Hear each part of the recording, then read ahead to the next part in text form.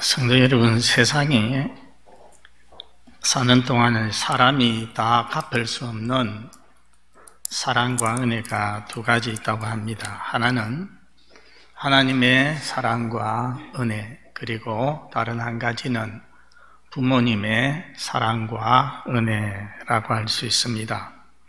하나님께서 계시지 않으면 우리가 존재할 수 없었듯이 부모님이 계시지 않았으면 여기에 우리가 존재할 수가 없을 것입니다.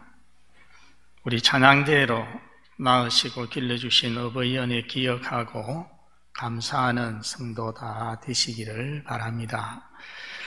여러분은 십계명을 아실 것입니다.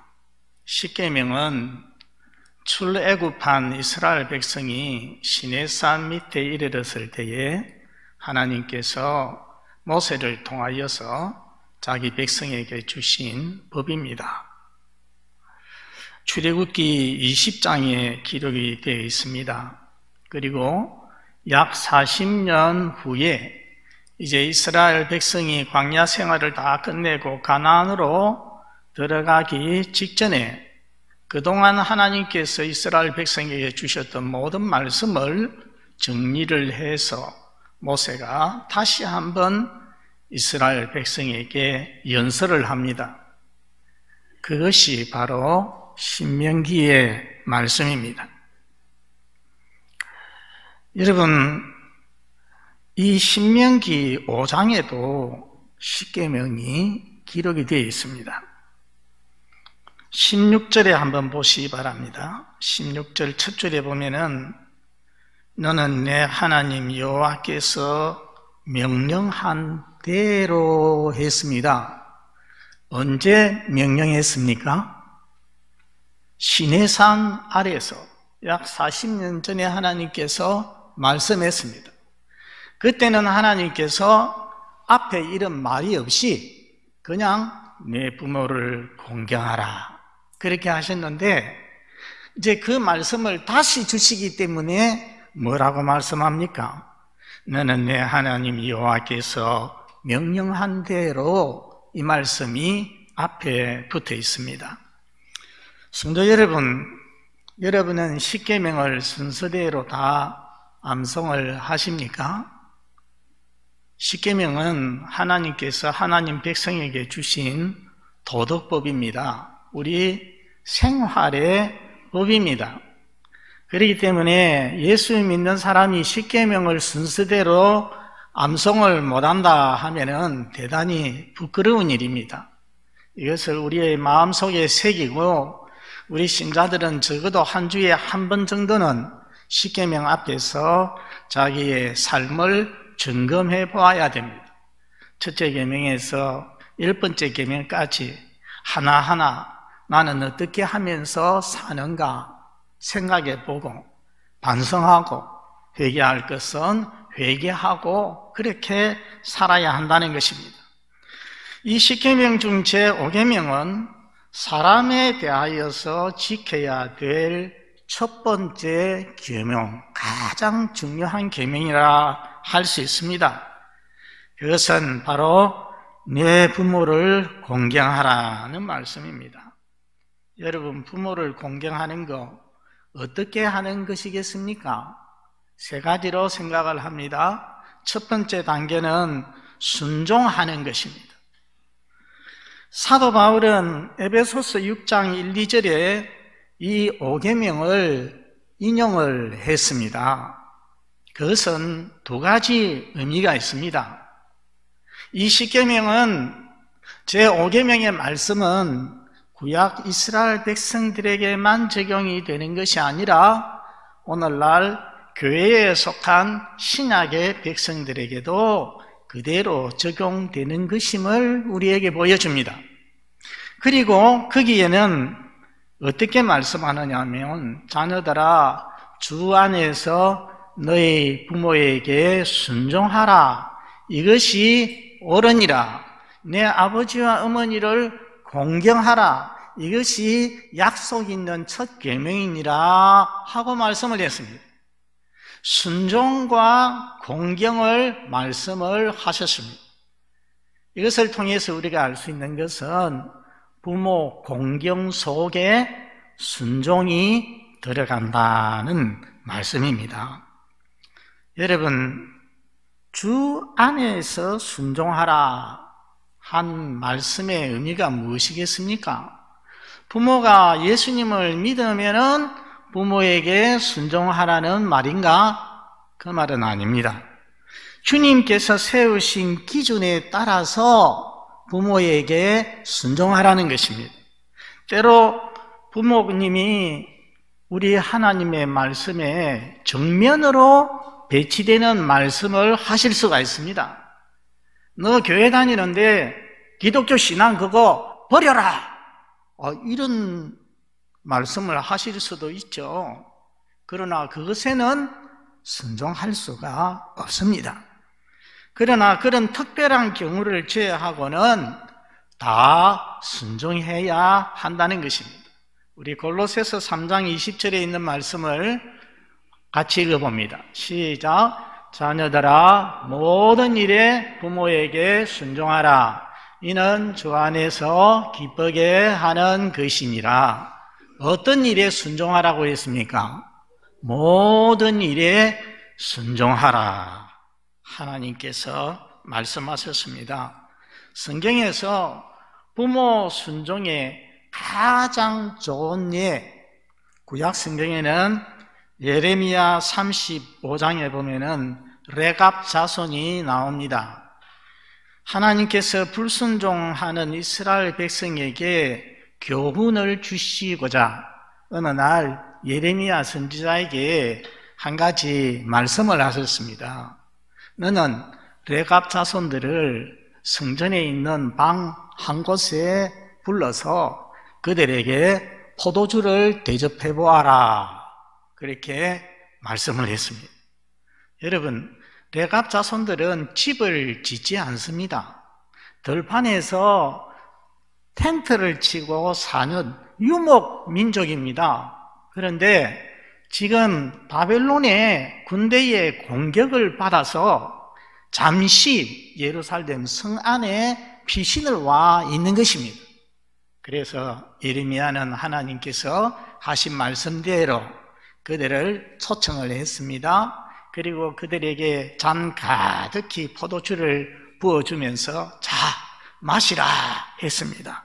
그러니까 그 사람들이 우리는 포도주를 마시지 않습니다.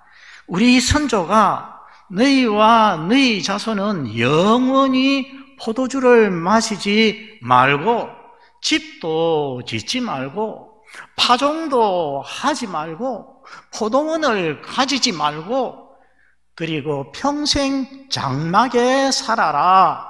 그리하면 너희가 생명이 길리라 말씀을 했습니다.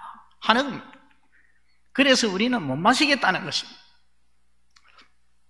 성도 여러분, 여러분의 조상이 여러분에게 이런 유훈을 남겼다면 여러분 지키겠습니까? 한번 생각해 봐야 되겠죠. 너무 엉뚱한, 너무 맞지 않는, 이거는 옳고 그름의 문제도 아닌데 왜 이런 유훈을 남겨가지고서 자손들에게 고생을 시키느냐 할 수가 있습니다. 여러분, 근동 지역에는 물이 안 좋기 때문에 다 포도주를 마십니다. 그런데 포도주를 마시지 말라 하고 장막에 살아라? 장막이 뭡니까? 텐트 아닙니까? 우리가 휴가를 얻어서 저 텐트를 메고 캠핑장에 가가지고서 하루 이틀 캠핑하는 것은 낭만이라고 할 수 있지만은 그러나 한 달, 두 달 텐트에 살면은 얼마나 불편하겠습니까? 1년, 2년도 아니고 평생을 그렇게 텐트에서 살라? 진짜 불편한 삶이 되겠죠. 그러니 지키기가 어렵다는 것입니다. 우리가 생각할 것은 왜 레갑은 자기의 후손들에게 이런 특별한 유언을 했을까? 아마 안주해서 집을 짓고 안주해서 또 포도주 마시고 살아가는 유다 백성들의 범죄와 타락을 보면서 그들에게 부어지는 하나님의 심판과 진노를 보면서 자기 자손들이 언제나 절제하는 삶을 살도록, 안주하지 아니하고 나그네의 삶을 살도록 하려고, 그래서 하나님의 심판을 받지 않게 하려고, 그래서 오래 살도록 하려고 한 것 같습니다. 그런데 그 조상의 명령을, 이해할 수 없는 그 조상의 명령을 후손들이 철저히 지키다라는 것입니다. 그래서 하나님께서 약속하신 대로 복을 받고 살더라는 것입니다. 여러분, 신약의 순종의 좋은 예는 바로 우리 주 예수님이십니다. 여러분, 우리 예수님께서 부모님에게 순종하신 거 어디에 기록이 되어 있습니까? 누가복음 2장에 보면은 예수님께서 12살 소년 때에, 그때에 유월절이 되어서 부모님을 따라서 예루살렘에 올라갔습니다. 명절 한 주간 마치고 모두 다 자기 고향으로, 집으로 돌아갑니다. 돌아가다 보니까 소년 예수가 눈에 안 보입니다. 부모가 얼마나 놀랬겠습니까? 아이고, 큰일 났다 싶어서 나사렛으로 돌아가다가 다시 예루살렘으로 찾아서 올라오는 겁니다. 예루살렘에 와서 보니까 예루살렘 성전에서 유명한 율법 선생님들하고 같이 앉아가지고 묻기도 하고 듣기도 하고 토론도 하고 있는 것입니다. 얘야, 너가 어떻게 부모를 이렇게 놀래키느냐 하니까 예수님께서 내가 내 아버지 집에 있어야 될 줄을 알지 못하십니까? 벌써 예수님이 12살이지만은 하나님의 아들이라고 하는 자의식이 있었더라는 거죠. 그래서 내가 내 아버지 집에 이 성전에 있어야 될 줄을 모르십니까? 근데 부모는 그 말을 듣고서 이게 무슨 말인지 몰라요. 그러니까 예수님이 일어나서 함께 나사렛 동리로 돌아갔습니다. 나는 하나님의 아들이란 말이에요. 나는 이 성전에 살아야 됩니다 하고 고집하지 아니했다는 것입니다. 순종했더라는 것입니다. 우리 누가복음 2장 51절을 한번 읽어보겠습니다. 시작. 예수께서 함께 내려가사 나사렛에 이르러 순종하여 받으시더라. 순종이 예수님의 성장 과정의 대표적인 말입니다. 본교의 자녀된 모든 성도들은 부모에게 순종하는 자녀가 되시기를 바랍니다. 부모 공경의 두 번째 단계는 존경입니다. 내 부모를 공경하라. 이 말의 히브리어 원어는 카베이드라는 말입니다. 이 말은 무겁다, 중히 여기다, 무겁게 여기다 하는 뜻입니다. 영어로는 honor, H-O-N-O-R, honor, 존경한다는 말입니다. 그러면 여러분, 반대말이 무엇이겠습니까? 이게 무겁다, 무겁게 여긴다, 반대말이 뭡니까? 중자하고 반대말은 경자죠. 가볍게 여기다, 경시하다, 경멸하다 하는 그런 말입니다. 이 말씀과 통하는 성구가 여럿이 있습니다. 우리 신명기 27장 16절을 읽어봅니다. 시작. 그의 부모를 경홀히 여기는 자는 저주를 받을 것이라 할 것이요 모든 백성은 아멘 할지니라. 그의 부모를 경홀히 여긴다, 가볍게 여긴다는 것입니다. 우리 하나님은 내 부모를 뭐 하라고 했습니까? 공경하라, 무겁게 여기라고 했는데 부모를 가볍게 여기는 자는 저주를 받을 것이다. 잠언 23장 22절 시작. 너를 낳은 아비에게 청종하고 내 늙은 어미를 경히 여기지 말지니라. 가볍게 여기지 말고 중히 여기라는 것입니다. 출애굽기 21장 15절과 17절을 시작. 자기의 아버지나 어머니를 치는 자는 반드시 죽일지니라. 자기의 아버지나 어머니를 저주하는 자는 반드시 죽일지니라. 저렇게 저주하고 치고 하는 것은 중히 여기기 때문입니까? 경히 여기기 때문입니까? 경히 여기기 때문에 저런 일을 하는 것입니다. 오늘날 젊은 세대 대부분이 부모보다 많이 배웠습니다. 그리고 컴퓨터에 능하고 현대의 새로운 기기들을 잘 배우고 잘 사용을 합니다. TV에서 뭐 찾는 거 하면은요, 저는 제 손자에게 상대가 되지 않습니다. 손녀에게. 어떻게 뭘 그렇게 잘 찾는지 몰라요. 툭툭툭 눌려서. 또 많은 정보를 접합니다. 그런데 제 나이만 돼도 이런 것에 둔합니다. 그러다 보면 자녀가 부모를 얕잡아 보고 무시하기가 쉽습니다. 또 부모가 연로하여서 이제 귀도 가고 그래서 말을 잘 알아듣지도 못하고 동작이 굼뜨고 느리고 이러면은 어떤 자녀들은 부모에게 큰 소리를 지르고 윽박지르기 쉽습니다. 심지어 폭력을 행사하기도 하지 않습니까? 여러분, 폭력은 부모에게도 절대로 해서는 안 되고 자녀들에게도 절대로 해서는 안 됩니다.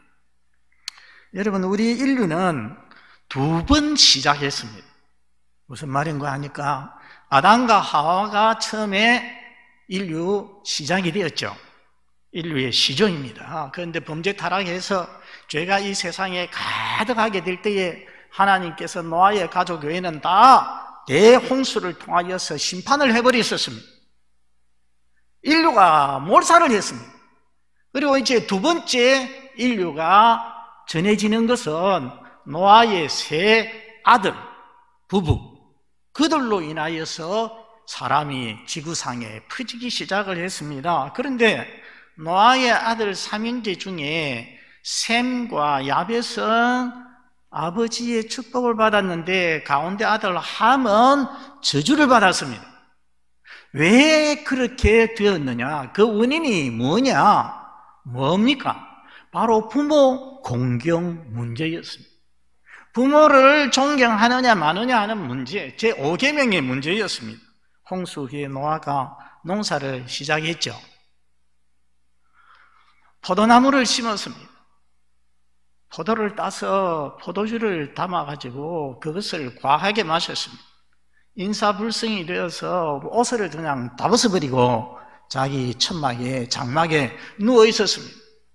함이라고 하는 가운데 아들이 아버지에게 무슨 볼 일이 있었는지 아버지 장막의 문을 탁 열고 들어갔는데 자기 아버지의 벌거벗은 모습을 보았습니다.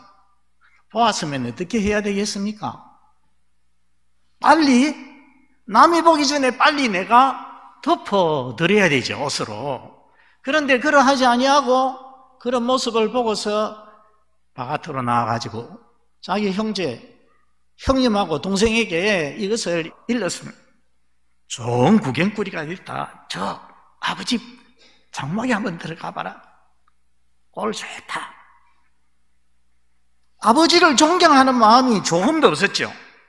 그런데 2 아들은 그 말을 듣고서 겉옷을 취해가지고 한 사람은 이쪽 어깨, 한 사람은 이쪽 어깨 딱 서로 양쪽 어깨에 걸쳐가지고서 그리고는 뒷걸음질을 해가지고 가서 자기 아버지 나체를 덮어드렸죠. 2 아들은 감히 아버지 하체도 보아서는 안 된다고 생각을 한 것입니다. 그러니까 얼마나 아버지를 무겁게 여깁니까? 존경했습니까? 그래서 복을 받았고 함은 아버지를 가볍게 여긴 탓에 저주를 받았습니다.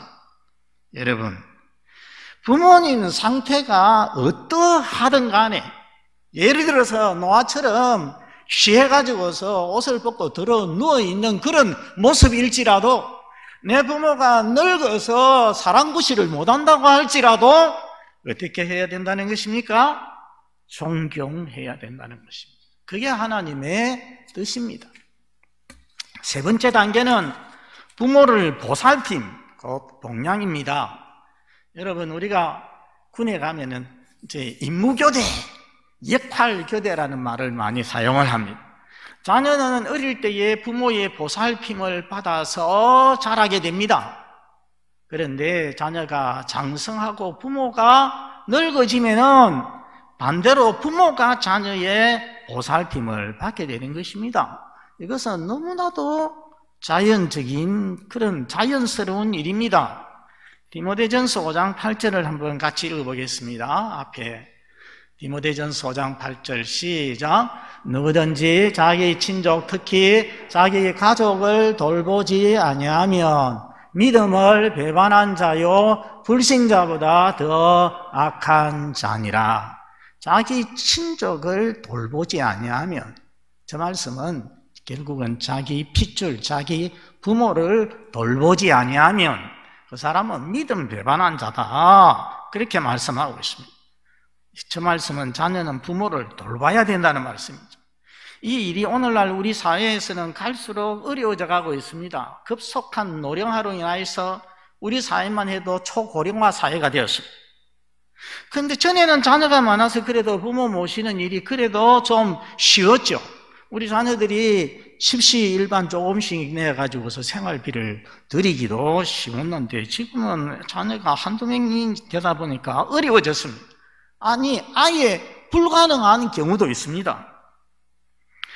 여러분, 그렇기 때문에 부모는 더 이상 자녀를 의지할 생각을 하지 말고 노후의 삶을 준비하는 것이 지혜롭습니다. 그럴지라도 자녀는 그것을 당연히 여기면 안 됩니다. 오늘 이 시대에 부모 모시는 자식이 어딨냐 하면은 안 된다는 것입니다. 내 부모는 당연히 내가 모신다는 각오를 가지고 마음을 가지고서 살아야 한다는 것입니다. 오늘 칼럼에도 기록을 해놨지만 저는 제 어머니에게 죄송한 거 한 가지가 있습니다. 요양병원에 가시기 전에 울산 아들집에 가서 좀 지냈으면 좋겠다. 그런데 그때가 꼭 10년 전입니다. 제가 아파가지고서 그때 반년 쉬던 그때입니다. 제 아내는 제 병수발도 감당이 안 돼가지고서 너무 힘들어하던 때였습니다. 어머니께 자세히 설명을 드릴 수도 없고 해서 제 아내가 아범이 몸이 좀 안 좋아서 어머니 모시기가 어렵습니다. 그랬더니 어머니 보시기에는 다치봤는데 보니까 아픈 것 같지도 않고, 그러니까 자기를 안 모시려고 하는 것 같다 싶어서 대단히 서운하셨던 것 같습니다.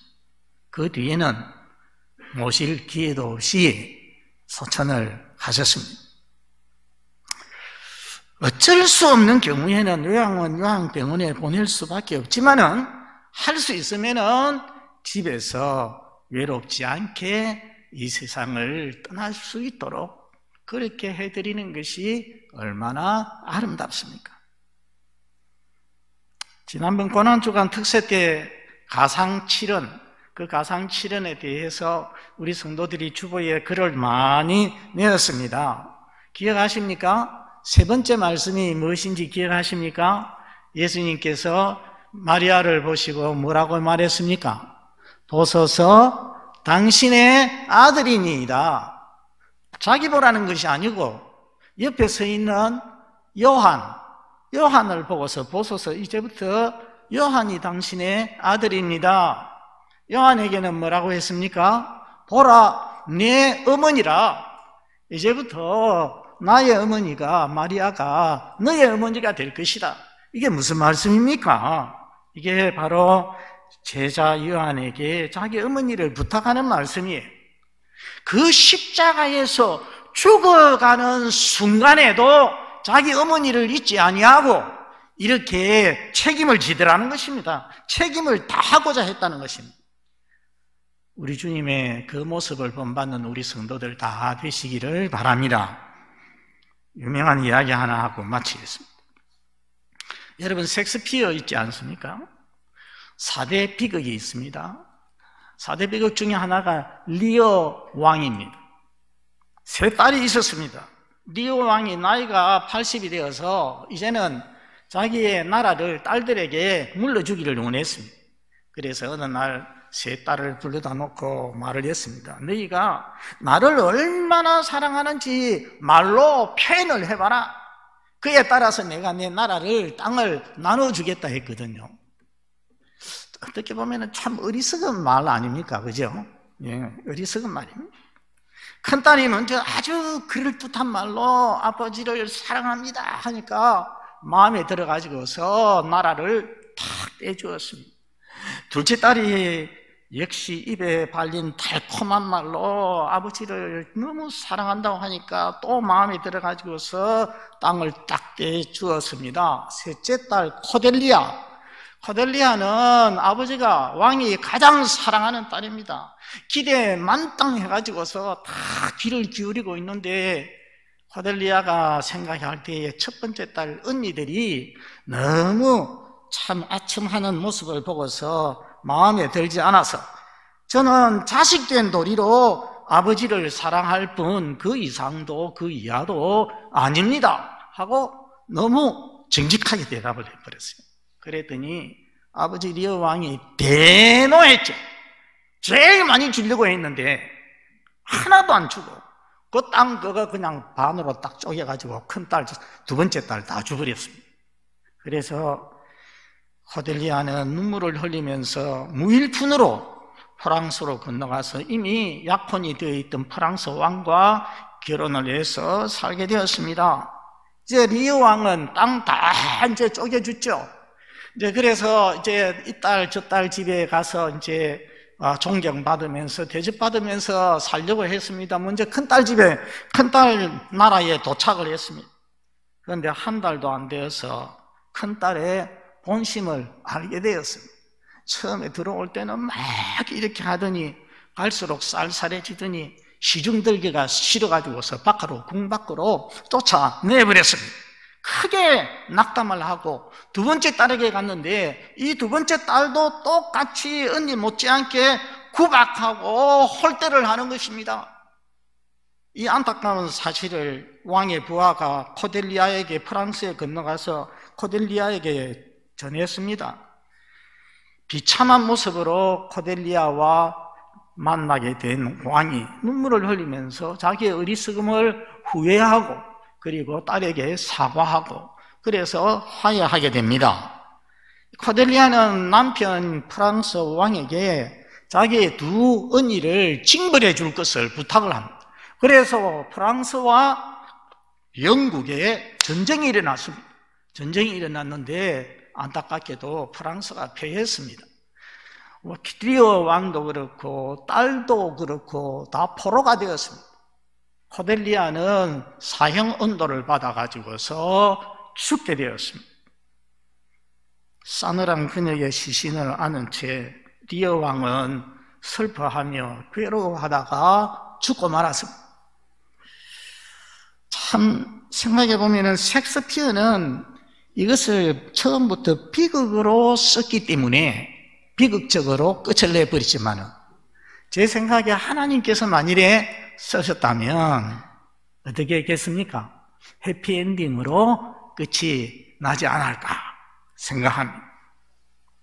오늘 어버이 주일에 우리 하나님께서 우리 성도들에게 하신 말씀, 내 부모를 공경하라 말씀을 했습니다. 첫 번째 단계는 무엇이라고 했습니까? 순종. 두 번째 단계는 무엇입니까? 세 번째 단계는 무엇입니까? 보살핌. 이 하나님의 말씀을 순종할 때에 우리 하나님은 복을 약속했습니다. 그리하면 내 하나님 여호와가 내게 준 땅에서 내 생명이 길고 복을 누리리라 말씀했습니다. 자녀된 우리 모든 성도들 부모 공경 잘 하시고 이로 인해서 하나님의 복도 받아 누리는 그런 자녀가 다 되시기를 바랍니다. 우리 아버지 하나님 감사합니다. 저희들에게 부모님이 계시지 않았다면 오늘 여기에 저희의 모습이 어떻게 존재하겠습니까? 나아서 고생하면서 저희를 길러주신 부모님이 있기 때문에 오늘의 저희가 있음을 기억하며 다시 한번 부모 주신 하나님 앞에 감사하는 저희가 되게 해 주시옵소서. 부모님이 살아계신 우리 자녀들에게는 남은 생애에 더욱더 부모 잘 섬길 수 있도록 도와주시고 이미 천국에 가신 우리 자녀들에게는 부모님의 뜻 헤아려서 이 땅에 사는 날 동안에 하나님 잘 섬기며 믿음으로 살 수 있도록 도와주시옵소서. 예수님 이름으로 기도드리옵나이다. 아멘.